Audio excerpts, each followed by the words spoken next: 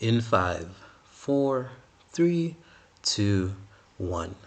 That is just how many more days we have left until the Women's Euros kicks off, and 5 more days to see who has what it takes to be crowned the best nation in all of Europe. The long wait is nearly over, ladies and gentlemen, and before we know it, the 16 will become one. But who, I ask all of you, will be that one? Well, let's see what we can garner from the squads that will be vying for that honor and privilege now, shall we?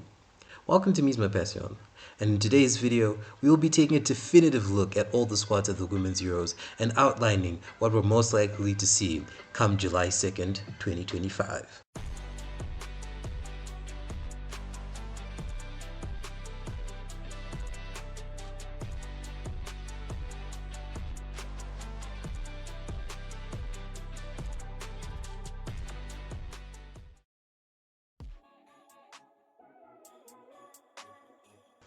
Beginning, of course, with the host Switzerland, Pia Sundhage undoubtedly has a lot on her shoulders going to this tournament, carrying the pressure of leading her squad on home soil to, at the very least, a strong showing at this year's Euros. The squad itself is full of regulars and veterans, from Captain Volti in the engine room, Sigina Gorsevic up top, and Maritz in defense. But a lot of fresh faces have also rocked up into the national team setup, which will be a recurring theme throughout this video, mind you,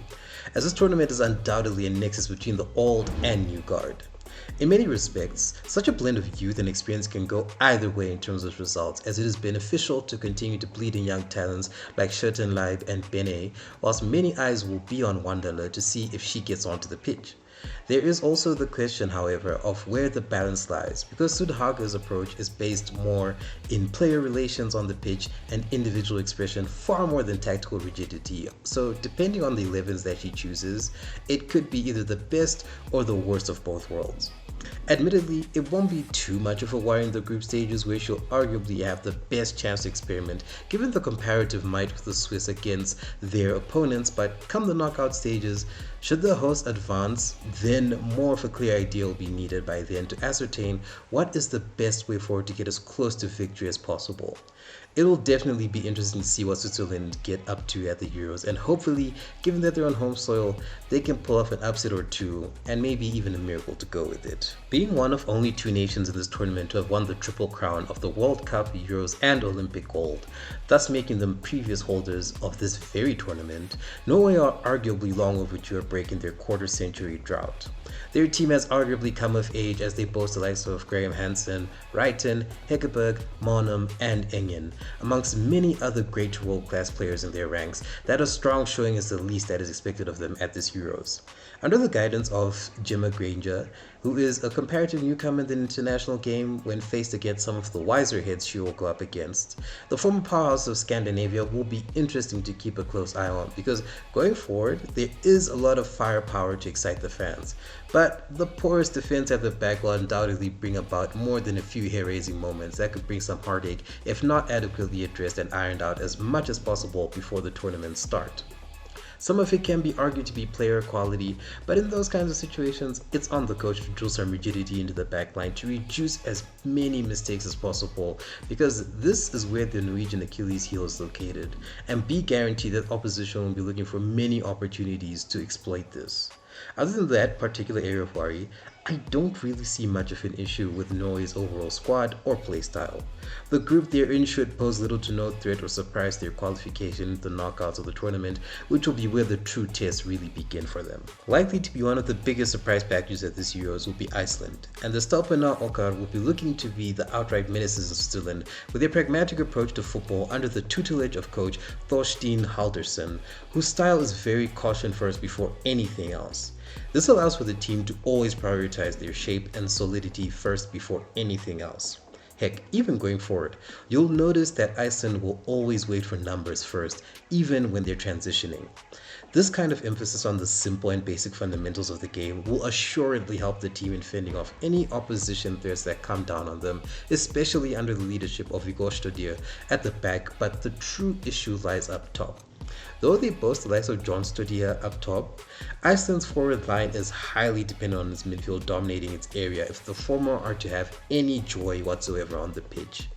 If the opposition manages to nullify the midfield, then there will be a lot of pressure being put on the backline to keep things steady. Overall, it shouldn't be too much of a surprise if Iceland either qualify or fall short of qualification at the Euros, because ultimately their approach is very balanced, which, as we've already covered, can prove beneficial and detrimental in more ways than one, depending on who they're facing in the moment. But thankfully for them, football is played on the pitch and not on paper. Arguably one of the biggest underdogs coming into the Euros will be Finland, and the Boreal Owls will be looking to run the clock back and shock the world with a daring performance or two should things go their way. Much like Iceland, the Finns will look to take a safety-first approach that will enable them to frustrate the opposition to no end, especially teams that favor attacking from out wide, such as their compactness. Designed to frustrate but born to be bland, I personally don't see much coming out of Finland's campaign under Marco Saloranta, who will undoubtedly be looking to his older players in Kuika and Koivisto to hold the line and keep things together, and then maybe throwing a pair up front with the likes of Rantala and Sevenius to be clinical in the moments that count. A lot of luck will have to be in favor of the Owls side if they are to have any chance of having a good showing at the Euros, let alone making the knockouts. The world champion Spain returned to the tournament that arguably kickstarted the cultural shift that led to the well-publicized revolt and upheaval that has led to the current national team setup we have now. That consists of a team that is simultaneously at its peak but also still finding its way to the top of the mountain in a good way, and still integrating youngsters into the setup who are already experienced players in their own right. La Roa will be one of, if not the outright favorites to win, and when you look at the squad roster alone, it's very easy to see why. From the individual pedigree brought on by Caldente and co, to the familiarity that players have with one another for the most part. Undoubtedly though, the absence of Hermoso and Misa Rodriguez will definitely raise a few eyebrows given their quality. How I'm personally peeved that Amayo Saregi didn't get a look in, but none of these players' unavailability will rock the boat in any way, shape or form too much. So all is well that will end well with the Spaniards, who will be looking for their maiden Euros crown, and nearly no one would bet against them in achieving that goal. The Red Flames of Belgium will be looking to light a path to the knockouts this year, but that will be easier said than done given the rife uncertainty that is currently present throughout the national team. Given they're still transitioning under the era of Iceland native Elsvik Anastradía following on from the past 14 years under Eastern Niels, the former has done a commendable job, if not just a bit alright, in approaching games in an adaptive manner that sees her set up her team in accordance to the opposition. If the Belgians are facing tough opposition, then their manager is not afraid to order her side to sit back and suffer and take the opportunities as they come, should they come, and the same in reverse when it comes to weaker opposition.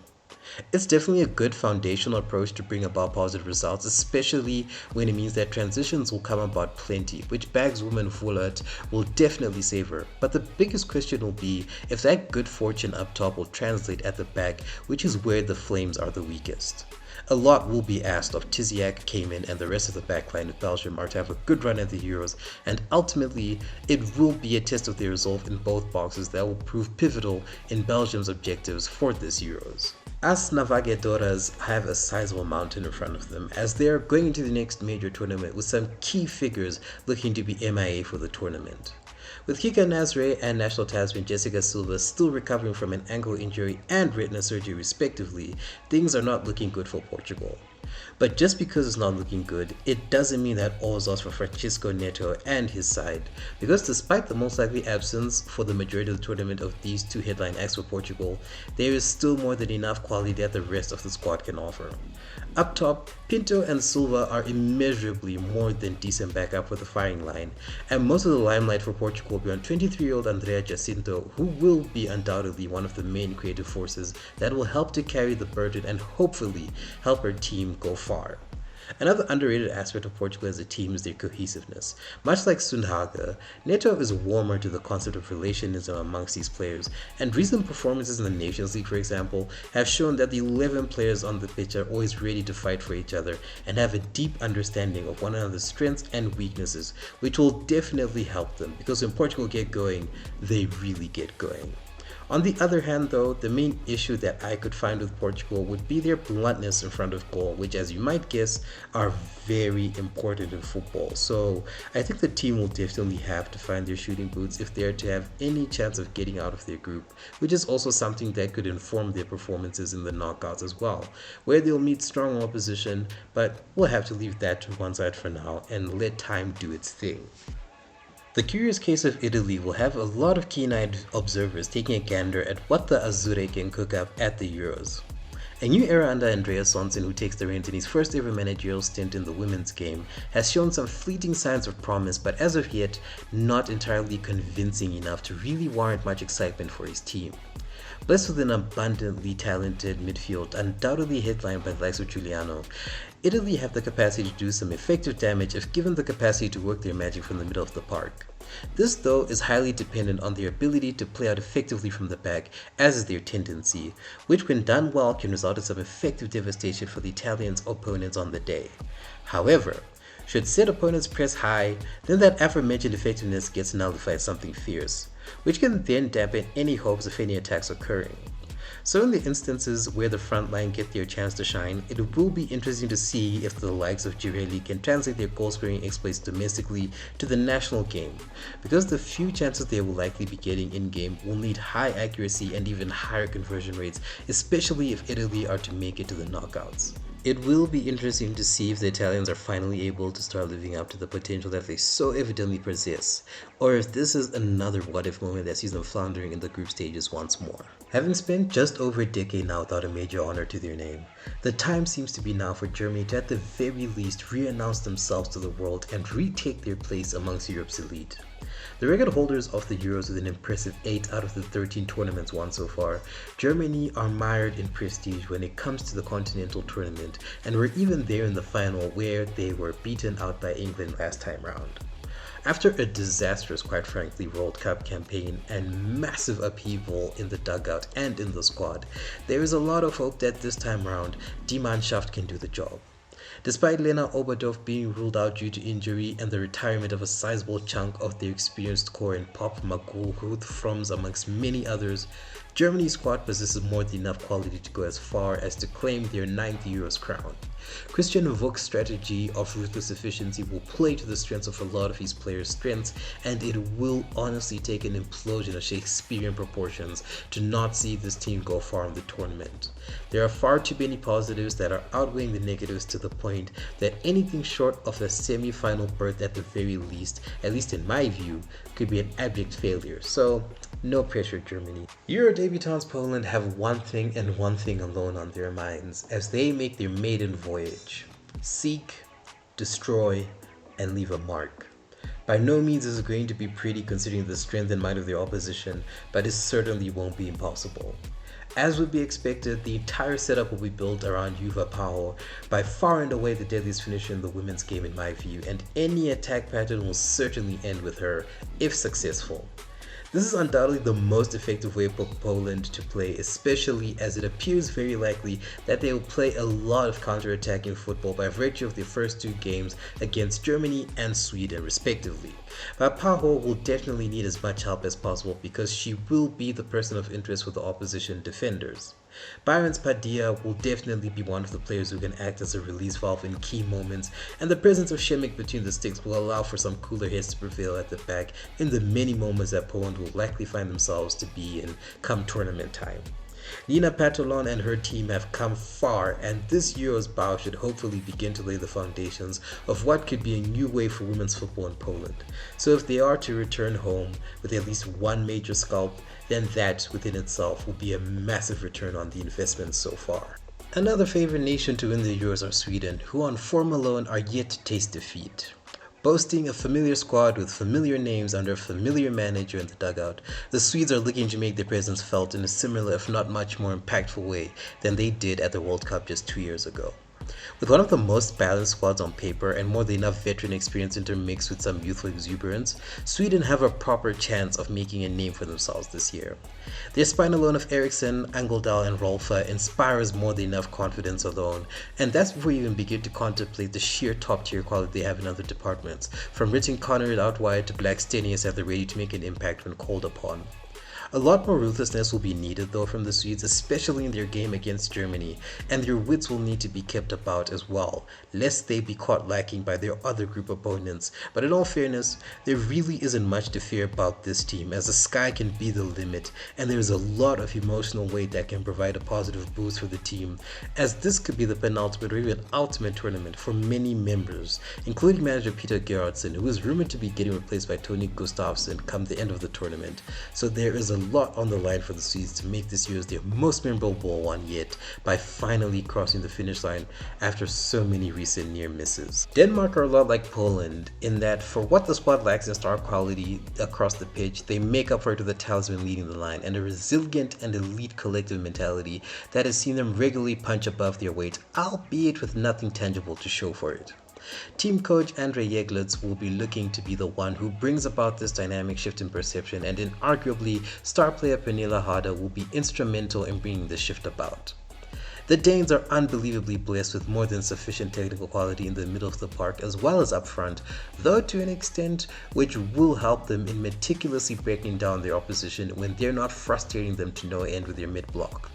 If enough time on the ball is given, that is almost certainly guaranteed that the Danes can do something worthwhile even if Harder is locked down by two or more defenders, given that there will be vacated spaces that can be exploited by Brun or even the Holmgaard twins, who can be called upon to make something happen, especially if one of the latter catches on to a set piece or crossing opportunity inside the opposition half. Youngster Isabella Obaze will be another interesting player whose presence at the backline will be significant in keeping things together and reducing the sting of the opposition when the threats arise. Much like Poland, Denmark will be playing the role of party pooper, but where the two differ is that the Danes have more than enough quality to make things happen and cause a massive upset that can see them advance to knockout stages at the expense of one of the clearer group favorites, provided that things go their way. The more things change, the more they stay the same for Les Bleus, who enter the Euros under a new manager, Laurent Bondy, and somewhat of a new team, one that does not feature long-serving stalwarts Eugenie Le Sommer and, more surprisingly, Wendy Renard. Clearly a sign of freshening things up, the omissions are nevertheless surprising, especially that of Renard, who has been a stalwart for club and country for the longest time. That her absence at this tournament will be felt by her team and opposition alike. Fortunately for the French, their squad hasn't gone through a major upheaval and if anything, still has been as good as ever. In terms of how the team will look to play, it won't be too dissimilar from what we've seen the last 2 years under Hervé Renard, as Bondy is a disciple of the former manager, so the team already has a typical understanding of what will be expected of them. Big things as well will be expected of the squad that's boasting a wealth of talent across its entirety, from Bacha, Baltimore, Diani, and Katoto. A lot will be riding in France's favor in terms of optimizing their ability to go far in addition to maybe, just maybe, finally winning a major tournament. The heavy hitters are all present and the onus is now on them and the team to make good on their undoubted quality, which will be put to the test in the group of death. Andries Jonker enters the national tournament arena one last time with the hope of signing out from what has been quite a good, if not alright, managerial stint under the flag of the Netherlands. Having missed out on the Olympics last year and crashing out to the eventual World Cup winners Spain in the World Cup, there will surely be a lot of salt bubbling in the wound of the Orange Lions, who are seeking to get themselves back amongst the top echelons of women's football. Given their presence in the group of death though, it will be easier said than done, but it doesn't mean that it's not possible. And the squad chosen by Jonker has more than what it takes to put in a good account of themselves in the tournament. There will also be more than enough incentive for the team as well to give their best account of themselves, with this of course being highly likely to be the final tournament of long-serving captain Sherida Spitzer and maybe Danielle van der Donk as well, amongst others as well, but this is just speculation as it stands, so there's no need to really dwell on it until the players themselves come out and make the announcements themselves. Regardless, Jonker's adapted approach to total football will likely prove to be another recipe for tournament success like we saw 2 years ago, and the inclusion of Miedema this time round will additionally help to set a focal point in attack that can bring in the rest of the team into action, with Bierenstein in particular being one to watch. A lot of emotional storytelling is already in play for the Orange Lions, and all that is left is for them to make their dreams a reality. The other debuting nation at the Euros is Wales, and I'm not even going to try and sugarcoat things because There is absolutely no way on God's green earth that Wales are coming out of this tournament with anything tangible to show for their efforts, save for showing up for their 3 group games. Unlike Poland, there really isn't a player in the top sphere of players in the Welsh team who can carry the burden and try to help their team make something happen.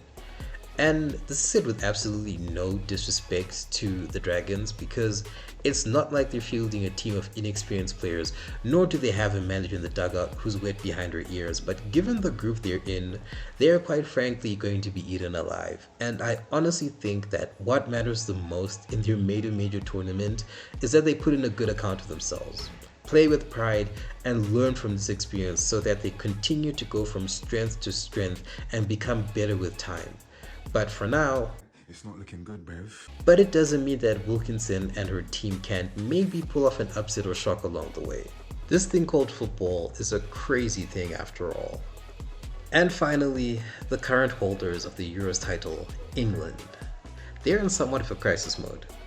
From mixed results, including yet another defeat at the hands of Spain, to some unrest and upheaval behind the scenes, including the shock retirement of Mary Earps, a lot has gone wrong more than right for the 3 Lionesses in the build-up to their defense of the Euros crown. Despite the distraction-riddled build-up, England are still far and away one of the best teams on paper, and very few would bet against them going on to retain. The majority of the best players are available from Williamson to James, and the new additions of Beaver Jones and Aubameyang amongst others promises to add an extra degree of intrigue and surprise for all who stand in England's way. The biggest worry anyone would have for the team is the sometimes obvious naivety that the players can show when up against tough opposition like Spain, for example, who recently and regularly exposed them in their last encounter in the Nations League by shepherding the Lionesses to one side of the pitch before quickly switching the play and punishing them for it. This will definitely be something that needs to be addressed by the manager in due course, amongst other lingering issues such as player wellness, which will also surely have an impact on who is called upon to start and finish games. Despite some of these lingering issues, under Wiegman, England have regularly performed well and shown their pedigree when silverware is on the line, and this time will surely be no different. It's theirs to lose in all fairness, and though they will come across strong opponents throughout their campaign, they certainly have what it takes to edge past them when it matters the most. And with all that being said, this has been your definitive guide to the national squads at this year's Euros. And all in all, there is a wealth of talent across the board for practically all the teams, and there are going to be a lot of intriguing games that will be on show throughout the month of July. It'll definitely be fascinating to see how these teams are set up, to see who will come out on top come July 25, and it is sure to be captivating from start to finish. Who do you think has what it takes to go all the way? And are there going to be any surprise or shocks that you think may happen? Let me know in the comment section below. Like, share, and subscribe if you enjoyed this video, and I'll see you in the next one.